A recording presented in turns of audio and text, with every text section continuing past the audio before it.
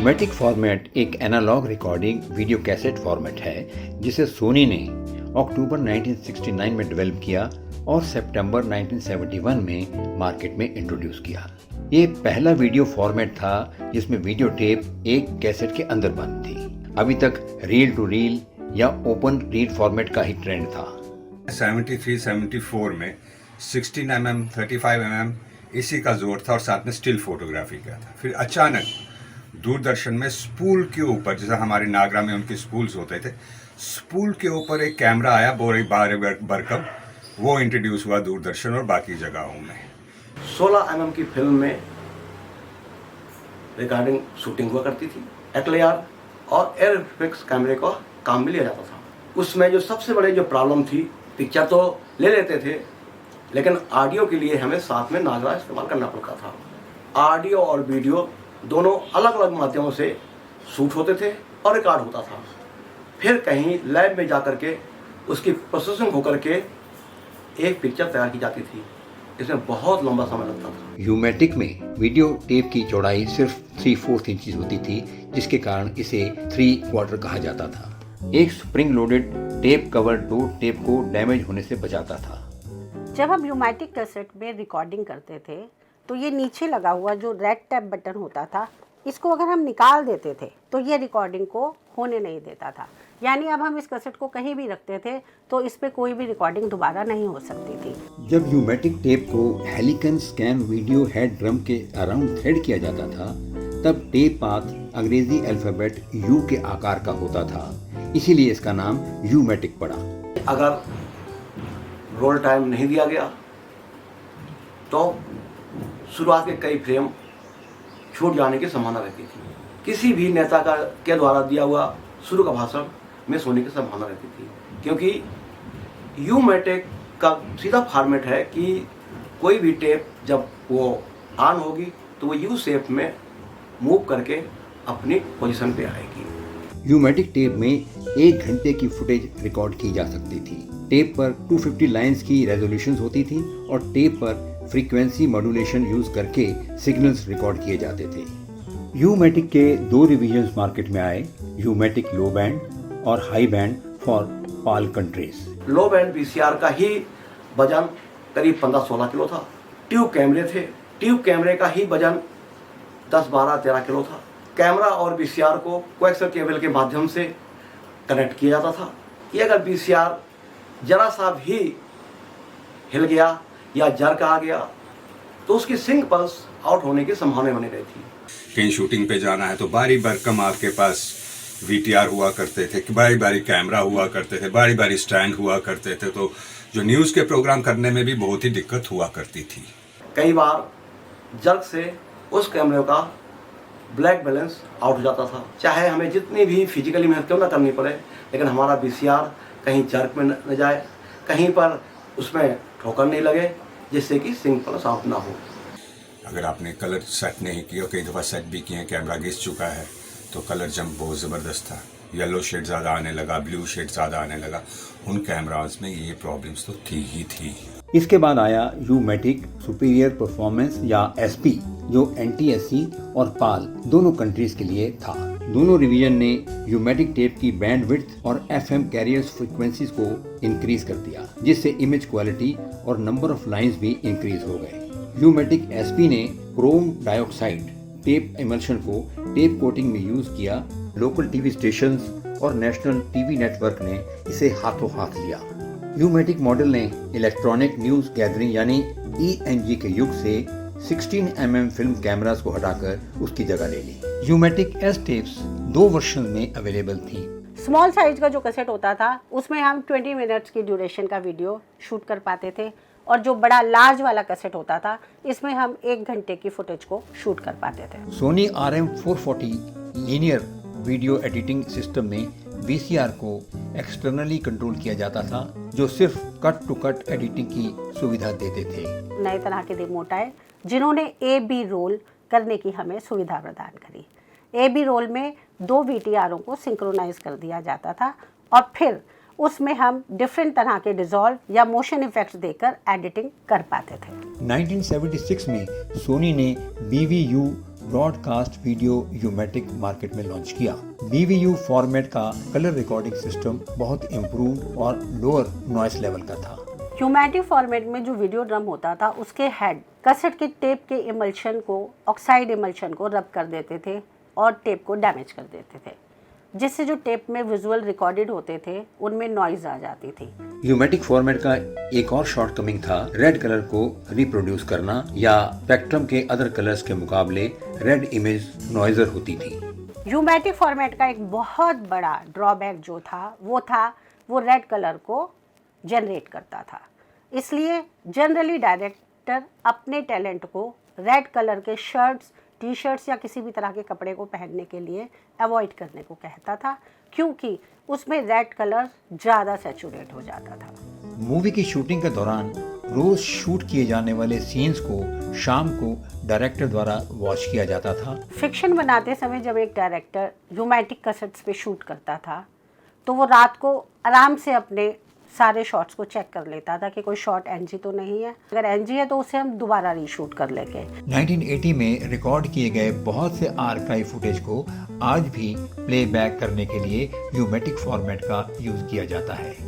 सोनी ने 7 अगस्त 1982 में half inch tape का प्रोफेशनल वीडियो फॉर्मेट लॉन्च किया, जिसे बीटाकैम फॉर्मेट के रूप में जाना जाता है। बीटाकैम फॉर्मेट ने 3/4 इंचेस यूमेटिक फॉर्मेट को रिप्लेस कर दिया। बीटाकैम फॉर्मेट में ऑडियो और वीडियो दोनों क्वालिटियाँ बहुत इन्हेंस हो गई और इसीलिए बीटाकैम का बहुत ज़्यादा यूज़ फिक्शन फिल्मों में किया गया।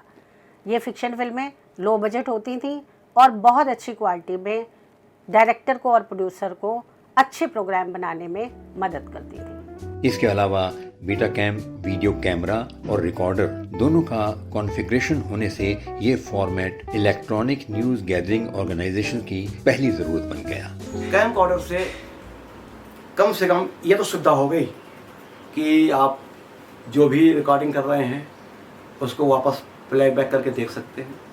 आपने क्या ऑडियो रिकॉर्ड किया उसको सुन सकते हैं। बैक फोकस की और सिंक पल्स की जो समस्या थी वो लगभग खत्म हो गई। अब बहुत भारी भरकम VTR पीछे एक साउंड रिकॉर्डिस्ट या कोई असिस्टेंट उसका लटका के चले, उसके बजाय कैमरामैन खुद ही वीडियो रिकॉर्डर प्लस कैमरा दोनों को अपने कंधे पे लेके भाग सकता था, दौड़ सकता था और बहुत अच्छे शॉट्स ले पाता था। बीटाकैम फॉर्मेट में एनालॉग रिकॉर्डिंग और डिजिटल रिकॉर्डिंग दोनों के लिए सेम शेप की वीडियो कैसेट को इस्तेमाल किया जाता था। बीटा कैसेट्स शॉर्ट और लॉन्ग दो साइज में अवेलेबल थी। कैसेट के शेल और कवर दोनों अलग अलग रंग के होते हैं, तो उससे पता चलता है कि ये बीटा कैसेट कौन सी है। ये बीटा कैसेट सैंपल है, बीटाकैम SP है। बीटाकैम कैमकॉर्डर में केवल स्मॉल साइज की टेप यूज की जाती थी, जबकि टेलीविजन स्टूडियो VTR में स्मॉल और लॉन्ग दोनों साइज की वीडियो कैसेट्स इंसर्ट की जा सकती थी। इसके अलावा बीटाकैम VTR में एक मैकेनिकल की होती थी जो आइडेंटिफाई करती थी कि कौन सी फॉर्मेट की बीटा टेप VTR में इंसर्ट की गई है। अगर आपने 2 घंटे का शूट किया या 1 घंटे का शूट किया, 40 मिनट्स का, 63 मिनट्स का, जो भी आपने शूट किया है, उस शूट को अपने सिस्टम में यानी मशीन के अंदर लेने के लिए जब आप उसको ग्रैब करते थे तो उतना मिनट्स आपको देने पड़ते थे, बैठ के देखना पड़ता था कि वो चीज़ें सारी चीज़ें सिंक में हैं, ऑडियो वगैरह सब बहुत सारी चीज़ें होती थी जो कि एक एडिटर को पता होता है। डिजिटल बीटाकैम फॉर्मेट 1993 में लॉन्च हुआ। इसे DG beta, D beta, DBC, DG आदि निकनेम से जाना जाता था। DG बीटा ने बीटाकैम और बीटाकैम SP दोनों को सुपरसीड कर दिया। सोनी ने डिजिटल बीटाकैम डेक्स में एक और की एलिमेंट ऐड किया, SDI कोएक्सियल डिजिटल कनेक्शन। इसके लिए कोई एक्स्ट्रा री इंस्टॉलेशन खर्च नहीं करना पड़ता था, बल्कि ये एग्जिस्टिंग कोएक्सियल वायरिंग पर ही चालू हो जाता था। न्यूज कवरेज के लिए ये कैमरा भी सफल नहीं हो पाया। वजन और अपने शेप की वजह से किसी भी कैमरामैन को बैलेंस बनाने में बहुत दिक्कत आती थी। लेकिन जितना बीटाकैम सफल हुआ ट्राइपॉड में, उतना शोल्डर में सफल नहीं हुआ। या कहें कि हैंड हेल्ड उतना सफल नहीं रहा। ब्रॉडकास्टिंग के इतिहास में DG बीटा ने सबसे सक्सेसफुल प्रोफेशनल ब्रॉडकास्ट फॉर्मेट के रूप में अपनी पहचान दर्ज की। क्योंकि बीटाकैम की एक तो रेजोल्यूशन बहुत अच्छा था, क्वालिटी बहुत अच्छी थी। आज अच्छे बड़े बड़े प्रोजेक्ट पूरे विश्व में जो बने हैं वो बीटा कैम में बने हैं, क्योंकि बीटा कैम सन 90-91 से लेकर के सन 2005-7 तक बखूबी काम करता रहा। यहाँ तक कि फिल्म इंडस्ट्री ने भी बीटा कैम का पूरा इस्तेमाल किया। वीडियो कैमरा रिकॉर्डर्स के मैन्युफैक्चरर्स के जॉइंट एफर्ट से 1995 में डीवी फॉर्मेट लॉन्च हुआ। डीवी फॉर्मेट डिजिटल वीडियोस को स्टोर करने के लिए यूज किया जाता था। प्रोफेशनल्स और ब्रॉडकास्ट यूजर्स को ध्यान में रखते हुए सोनी और पैनासोनिक ने डीवी के डिफरेंट वेरिएंट्स मार्केट में लॉन्च किए। ये कैसेट्स बहुत छोटी और हल्की होती थी और बहुत ही ज़्यादा इजी टू कैरी, इसलिए लोग इसको बहुत प्रेफर करते थे। इसके वीडियो और ऑडियो दोनों क्वालिटी में बहुत ही ज़्यादा सुधार हुआ। इलेक्ट्रॉनिक न्यूज़ गैदरिंग के लिए 1995 में पैनासोनिक ने DVC Pro, जिसे DVC Pro 25 के रूप में जाना जाता है, वो डेवलप किया। प्रो की क्वालिटी किसी भी तरीके से बीटा कैम से कम नहीं थी। बस अंतर यह था, बीटा कैम एनालॉग फॉर्मेट में काम करता था और DVC Pro डिजिटल फॉर्मेट में आया। क्योंकि कैमरामैन के लिए इसका कैमरा बहुत हल्का होता था और कैमकॉर्डर कैमरे के साथ ही अटैच होता था, इसलिए कैमरामैन अकेला भी भाग दौड़ के न्यूज़ गैदर कर पाता था। 1996 में सोनी ने अपने डीवी प्रोफेशनल वर्जन को मार्केट में उतारा, जिसे DVC कैम के तौर पर जाना गया। DVC Pro की तरह ही डीवी कैम भी ऑडियो को वीडियो के साथ लॉक कर देता था। DVC Pro में अगर या तो टेप रोल नहीं होगा, अगर होगा तो प्रॉपर रिकॉर्डिंग होगी। इससे साउंड का काम और कैमरामैन का काम बहुत हल्का हो गया। एक कैमरामैन के अंदर एक विश्वास जागा कि DVC Pro में रिकॉर्डिंग कर रहे हैं, डिजिटल फॉर्मेट में रिकॉर्डिंग कर रहे हैं, रिकॉर्डिंग तो अब होगी ही, ऑडियो तो अब रिकॉर्ड होगा ही। एक अच्छी बात आई कि डिजिटल फॉर्मेट आते ही ऑडियो क्वालिटी बहुत इम्प्रूव हो गई। डिजिटल में हमें रोल टाइम का कोई विशेष ध्यान देने की जरूरत नहीं पड़ी, क्योंकि डिजिटल का जो फॉर्मेट है वो रियल टाइम है। 1997 में पैनासोनिक ने DVC Pro 50 लॉन्च किया। ये फॉर्मेट 2 डीवी कोडेक्स के साथ चलता था। DVC Pro में 3 तरह के आते थे हमारे पास कैसेट्स जो भी यूज़ होता था। डीवी कैम, SDV और मिनी DV बोलते हैं। एक तो साइज़ छोटा होता था, वो कंफर्ट होता था, लोगों को ले जाने ले आने में कहीं भी दिक्कत नहीं आती थी। तो DVC Pro हाई क्वालिटी की होती थी, जो बड़े बड़े चैनल्स वगैरह होते थे, अच्छे क्वालिटी अच्छे वीडियो सीरियल्स वगैरह DVC Pro वगैरह में शूट होते थे। बट जो नॉर्मल वीडियो होते थे वो मिनी DV में, क्योंकि मिनी DV एक तो सस्ता पड़ता था, चीपेस्ट में आता था और उसमें जो रिकॉर्डिंग की ड्यूरेशन वो ज़्यादा होती थी। उसमें 2 मोड होते थे, SP मोड और LP मोड। अगर आप दूसरे मोड में जाते हैं LP मोड में तो ज़्यादा रिकॉर्डिंग होती थी। DVC Pro के साथ ही आई मिनी TV। ये बहुत ही सस्ती होती थी और ये प्रोड्यूसर डायरेक्टर्स के बीच बहुत लोकप्रिय हुई। इसका कारण था इसका बहुत सस्ता होना, और इसने छोटे छोटे प्रोड्यूसर और डायरेक्टर को अपने आप को प्रूव करने में बहुत मदद करी। DVC Pro HD या DVC Pro 100 high definition video format था, जो 4 डीवी कोडेक्स के साथ चलता था। एक बात बहुत इंटरेस्टिंग थी, जब हम यूमैटिक फॉर्मेट पर एडिटिंग करते थे और हम कोई गाना एडिट करने लगते थे तो शुरू में हम एक बार लिप सिंक कर देते थे ऑडियो और वीडियो की, मगर जब जब हम उसमें बीच में कोई इंसर्ट लगाते थे फिर उसके बाद हमें दोबारा से लिप सिंक करना पड़ता था, जो काफ़ी टाइम कंज्यूमिंग होता था और एडिटर के लिए काफ़ी हैक्टिक जॉब होती थी। मगर आजकल जब मैं देखती हूँ या मैं कराती हूँ एडिटिंग किसी सॉन्ग की नॉन लीनियर पे, तो मुझे देख के बहुत अचंभा हुआ शुरू में कि सिर्फ एक बार हमने गाने को लिप सिंक करा और उसके बाद उसके बीच में हमने जितने मर्जी इंसर्ट लगाए, मगर हमें बार बार लिप सिंक करने के लिए ज़रूरत नहीं पड़ी। 2003 में डीवी का सक्सेसर फॉर्मेट HDV आ गया। HDV सेम फॉर्मेट में डिफरेंट वीडियो कोडेक्स के साथ यूज किया जाता था। कुछ कैमरा ऐसे थे जो DV और HDV दोनों रिकॉर्डिंग मोड में काम करते थे। HD कैम फॉर्मेट के साथ जब हम फाइल बेस्ड मीडिया या मेमोरी कार्ड पे शूट करते हैं तो हम उसको कैमरे के द्वारा सीधा क्लाउड पे ट्रांसफ़र कर सकते हैं। एक कैमरामैन छोटी छोटी क्लिप को रिकॉर्ड करके और कैमरे से ही एडिट करके रियल टाइम में अपने हेड ऑफिस को भेज करके उसको टेलीकास्ट भी करवा लेता है। ऑडियो क्वालिटी काफ़ी इम्प्रूव हुई है। इसमें जो इनबिल्ट माइक है वो इतना अच्छा है कि वो स्वतः ही दूर तक की ऑडियो रिकॉर्ड कर लेता है। डिजिटल फॉर्मेट है, सभी चैनलों में डिजिटल फॉर्मेट में ऑडियो रिकॉर्डिंग होनी है। इसलिए वो जो समस्या थी कि चाहे वो बीटा हो चाहे वो डीवीसी प्रो हो, अगर हमें किसी को की बाइट लेना है या कोई रिकॉर्डिंग करनी है तो हमें एक्सटर्नल माइक लगाना ही पड़ता था। आज हैंडीकैम में उस समस्या का समाधान भी काफ़ी निकल चुका है। चिप सिस्टम में भी आप कहीं भी शूट कर रहे हैं, ऑन एयर आप उसी जगह से ट्रांसफ़र कर लेते हैं। आपके पास अपना कंप्यूटर होना चाहिए। टीवी फॉर्मेट के कारण सभी टेप बेस्ड और optical tape based video format अब अप्रचलित होने लगे, क्योंकि अब कैमरा, मेमोरी कार्ड या सॉलिड स्टेट डिवाइस पर वीडियो रिकॉर्ड होने लगी थी।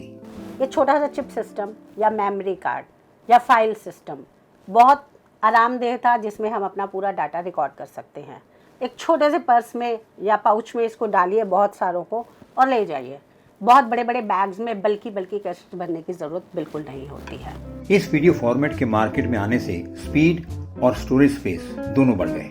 बिट रेट और वीडियो रेजोल्यूशन हायर हो गई। किसी भी कैमरे में चिप ही लगता। आजकल जितने भी कैमरे आ गए हैं, वो चाहे वो फिल्म हो, होममेड वीडियो भी, सब में चिप की व्यवस्था आ गई है, जो कि बड़ी आसानी से आप पॉकेट में रख के निकल लेते हो, कहीं भी जेब में डाला, लेके चले गए, जितनी जीबी है किस मोड पे। अब चूँकि कैमराज भी बदल गए हैं, पहले जो नॉर्मल था स्टैंडर्ड फॉर्मेट में शूट होता था, फिर SD का ज़माना आया, अब तो 4K, 8K, 6K ये सारी चीज़ें आ गई हैं।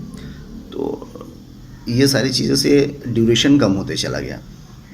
अगर हम कोई 32 GB का लगाते हैं कार्ड किसी कैमरे में और उसमें 4K है वो, तो हम ज़्यादा से ज़्यादा 10 मिनट या 12 मिनट शूट कर पाते हैं, उससे ज़्यादा हम शूट नहीं कर, क्योंकि वो हैवी फाइलें होती हैं, MBs में बनती हैं फाइलें। डिजिटल वीडियो की recording 1/4 inch wide magnetic tape पर की जाती थी। ये वीडियो कैसेट 4 साइजेस में उपलब्ध थे: small, medium, large and extra large. Tapeless cam recorder द्वारा DV video, optical disk, flash memory, memory card, hard disk drive और कंप्यूटर फाइल्स में रिकॉर्ड की जा सकती हैं। HD कैम फॉर्मेट आने के बाद फाइल बेस्ड मीडिया या मेमोरी कार्ड में जो हम शूट करते हैं उसको हम हाथों हाथ ट्रांसफ़र करके अपने मेमोरी कार्ड को रीयूज़ कर सकते हैं। आज फिल्म इंडस्ट्री में भी चिप टेक्नोलॉजी चल रही है, मेमोरी कार्ड सिस्टम चल रहा है। नहीं तो पहले फिल्म इंडस्ट्री में भी लोड करने के लिए फिल्म और अनलोड करने के लिए आपको एक डार्क रूम की सुविधा चाहिए, उसमें हल्की सी लाइट लग गई तो आपका काम finish. Betacam, DVC Pro, U-matic. In these formats you are safe. You are shooting on a cassette. आपके पास तो कुछ रह रहा है ना, कुछ हार्ड कॉपी तो आपके पास है, प्रोड्यूसर तो सेफ है ना, उसके पास हार्ड कॉपी रह रही है। Chipset you are never safe. अगर आप हार्ड डिस्क में भी डाल रहे हो, कॉपी भी कर रहे हो, ड्यूरिंग कॉपी इफ अब्रैक्टली there is a powerful exhibition और something else, your chip is gone. और अगर हार्ड डिस्क करप्ट होगी फिर आपको रिकवर करनी है। You are never safe in chipset, never. Non linear editing करते समय जब हम मास्टर बनाते हैं तो कई बार सॉफ्टवेयर क्रैश हो जाता है या पावर प्रॉब्लम हो जाती है। उस समय जो मास्टर हमने बनाया होता है कई बार वो पूरा का पूरा डिलीट हो जाता है और उसको फिर हमें नए सिरे से एडिट करना पड़ता है। ये एक बहुत बड़ा ड्रॉबैक है। इसकी बनिस्बत अगर हम यूमैटिक की बात करें तो यूमैटिक में मास्टर साथ साथ बनता रहता था और उसके क्रैश होने की या डिलीट होने की संभावना 0 के बराबर हो जाती थी। फाइल बेस्ड मीडिया बहुत पॉपुलर है, लेकिन इसका एक बहुत बड़ा ड्रॉबैक है। अगर हमारा मेमोरी कार्ड करप्ट हो जाता है तो हम उस डाटा को दोबारा से रिवाइव नहीं कर पाते। आज की टेक्नोलॉजी वाकई उम्दा और बेहतरीन है। पिछली टेक्नोलॉजी भी अच्छी थी मगर उनमें समस्याएं भी साथ साथ थी और आज की भी डेट में भी समस्याएं आ जाती हैं।